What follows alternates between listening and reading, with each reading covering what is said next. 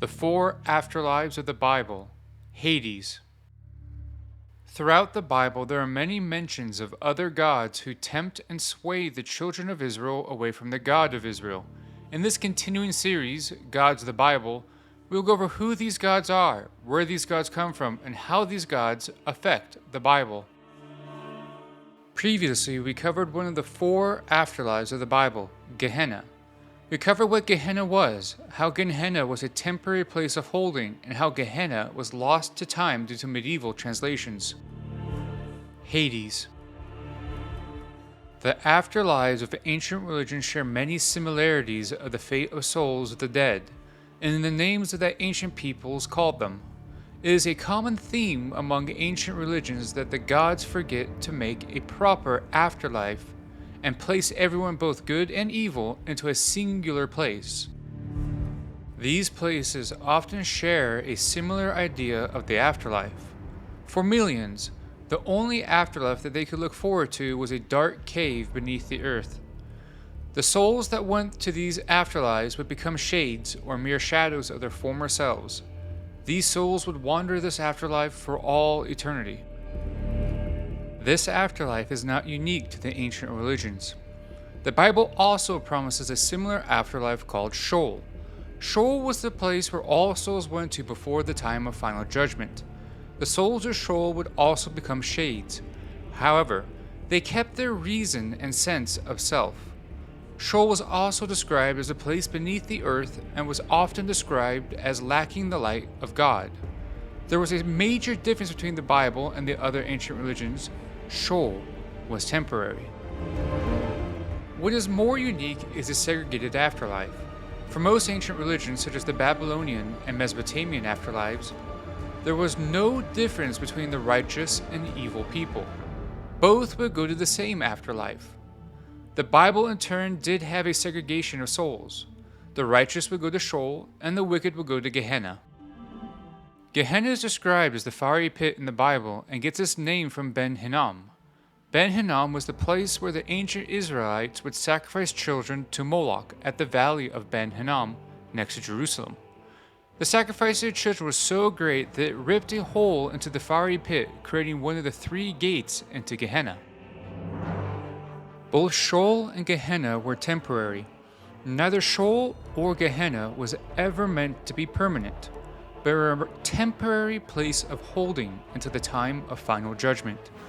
But if Sheol and Gehenna were temporary, where did the souls of the wicked go after the time of final judgment? The place of final punishment after the time of final judgment is Hades. The New Testament uses Hades 11 times to describe the place of final punishment, the lake of fire.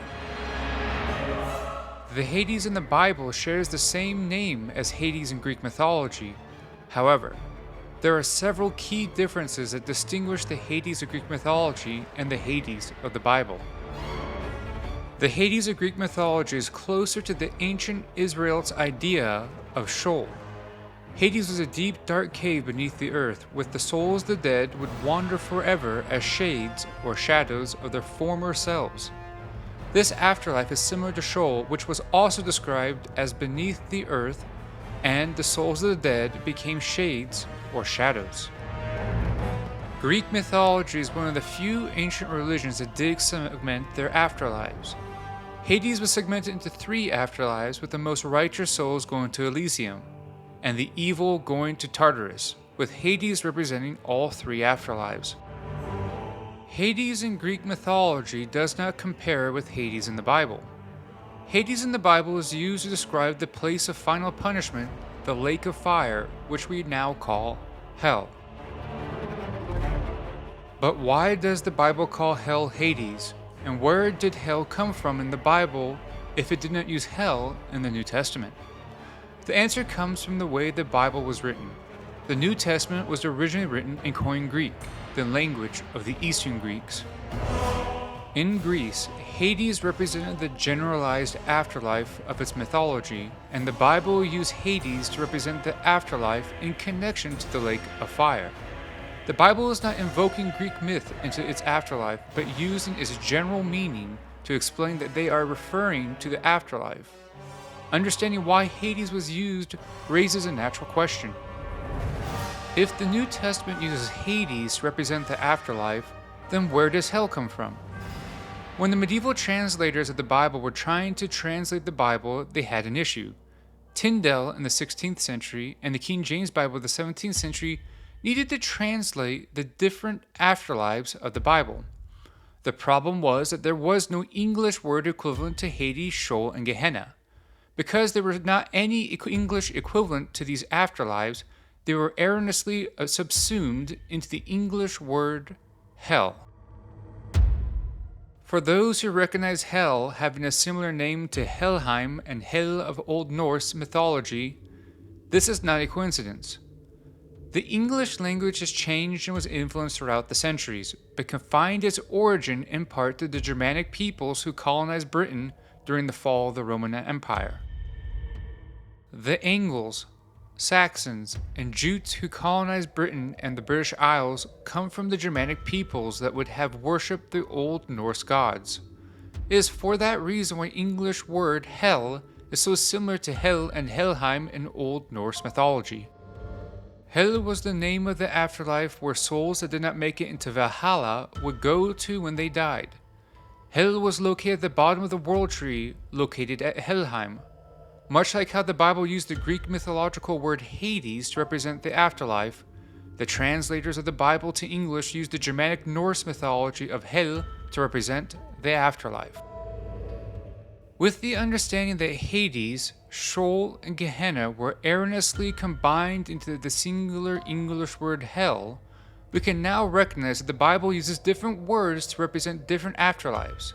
Just as Sheol is used to represent the place of holding, and Gehenna, the fiery pit, Hades is used to represent the lake of fire.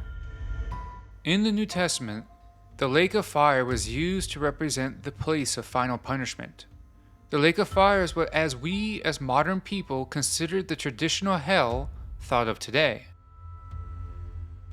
The New Testament specifically invokes the lake of fire as the place of final judgment and does not use the Old Testament pit of fire, Gehenna, as a place of temporary torment. This distinction between the permanent place of punishment and a temporary place of punishment is purposeful. The New Testament does not invoke the language of Gehenna, but purposely chooses a new place that is not in the Old Testament, the lake of fire. This makes sense. In the Old Testament, all souls went to Sheol or Gehenna. That would mean that no soul would go to heaven or Hades until the time of final judgment. With the coming of Christ and Christian tradition, this makes sense. It is Christian tradition that when Jesus died on the cross, but before he was resurrected, Jesus went to Sheol and Gehenna and opened the path to heaven for the souls of the righteous. Through Jesus, a path to heaven had now become available.